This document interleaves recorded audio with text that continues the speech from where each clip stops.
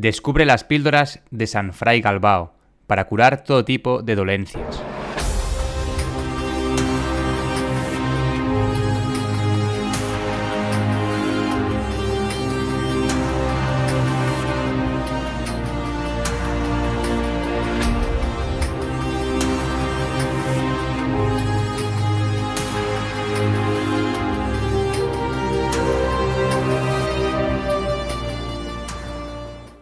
Las píldoras de Fray Galbao son poco conocidas, porque el propio santo es poco conocido.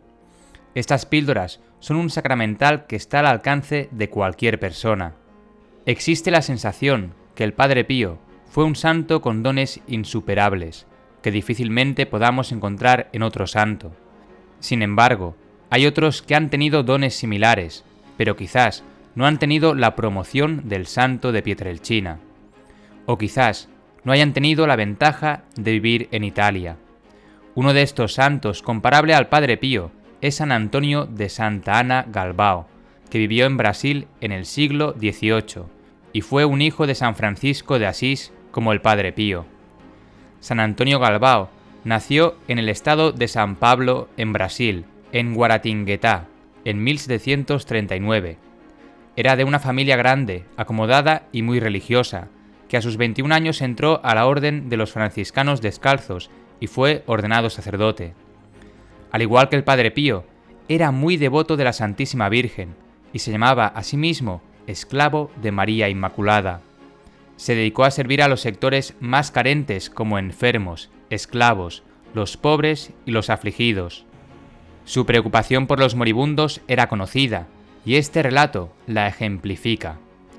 Un caballero en San Pablo pasaba de madrugada en su caballo y vio sentado en el umbral de una casa a Fray Galbao, en medio de una temperatura muy baja y una noche lluviosa. Le ofreció a Fray Galbao llevarlo en su caballo hasta su convento, pero le contestó que tenía razones para quedarse ahí. A la mañana siguiente el caballero se enteró que un hombre rico y solitario, que tuvo en vida una conducta de avaricia, fue hallado muerto en su propia casa en la madrugada, y ese lugar era donde estaba sentado Fray Galbao la noche anterior. También se le recuerda como adorador eucarístico y prudente consejero espiritual. Su fama de santidad la obtuvo en vida, de la misma forma que otros grandes santos, como el propio Padre Pío. Falleció en 1822, Juan Pablo II lo beatificó en 1998 y Benedicto XVI lo canonizó en el año 2007, transformándose en el primer santo autóctono brasileño. Su fiesta se celebra el 25 de octubre y es patrono de las parturientas. Por todo ello te vamos a demostrar los dones de Fray Galbao. Tuvo muchos dones sobrenaturales como bilocación, precognición, clarividencia, telepatía y telepercepción. Veamos estos dones en el funcionamiento concreto. Bilocación. Fue el don sobrenatural por el que Fray Galbao fue más conocido. Veamos algunos casos. Manuel Portés, un capataz de temperamento áspero, castigó severamente a un caboclo llamado Apolinario, y este en venganza lo atacó hiriéndolo de muerte con un machete. Sintiéndose herido de muerte, invocó a Fray Galbao. Dios mío, muero sin confesión. Señor San Antonio, pedid por mí. Dame un confesor, ven Fray Galbao, ven a verme. Los que estaban rodeando a Manuel Portés identificaron que inmediatamente se acercó Fray Galbao y pidió quedar a solas con el moribundo, y le habló en voz baja con sus labios sobre su oído. Y finalmente lo bendijo, se levantó, dijo adiós y se alejó tan misteriosamente como había venido. En el mismo momento, Fray Galbao se encontraba en San Pablo predicando e interrumpió la predicación para pedir a los presentes que oraran un Ave María por la salvación del alma de un cristiano. Y después siguió la predicación. Esto sucedió en el año 1810. Se le llama el milagro de Potunduba. En ese lugar existe una capilla como devoción a Fray Galbao. Levitación. Hay varios testimonios sobre el don de levitación de Fray Galbao. Algunos han quedado plasmados en dibujos en el Monasterio de la Luz, fundado por Fray Galbao. En uno de ellos, una señora iba caminando por la calle y vio que se acercaba Fray Galbao y al cruzarse dijo sorprendida: «Señor, camina sin pisar el suelo». Y el fraile sonrió y siguió su camino. Telepercepción. Las campanas del templo sonaban habitualmente para avisar la hora de la misa, y cuando sonaban fuera de horarios, la población se reunía porque sabían que había sucedido algo fuera de lo común. Un día en 1820 tocaron las campanas del monasterio y la población se reunió en la puerta del templo. Allí Fray Galbao, que ya era anciano, les dijo que en Portugal había una revolución, y le relató detalles de lo que estaba sucediendo, como si lo estuviera presenciando. Semanas después llegaron las noticias confirmando lo que había adelantado Fray Galbao. Otro caso que se menciona es el de un esclavo liberto que le prometió a Fray Galbao llevarle un bastón de pollos si se sanaba. Efectivamente se sanó y marchó al monasterio de Fray Galbao con los pollos. Pero en el camino 3 de ellos se escaparon. A 2 los recuperó inmediatamente y al tercero lo tuvo que correr y lo acorraló en un rincón lleno de espinas gritándole: «¡Vuelve, pollo del diablo!». Cuando se los entregó al fraile, éste aceptó todas las aves menos uno, porque le dijo: «Ese pollo ya lo destinaste al diablo». Telepatía. Un ejemplo de telepatía es lo que sucedió cuando Fray Galbao estaba siendo transportado en un carruaje totalmente cerrado, que no permitía ver de adentro para afuera, ni de afuera para adentro. En la vereda de enfrente, a muchos metros de distancia, estaba una señora sumida en sus problemas y amarguras, y sollozando dice: «Ay, si Fray Galbao se acordara de mí y al menos me diera su bendición». En ese instante, Fray Galbao abre la puerta del carruaje y bendice a la señora.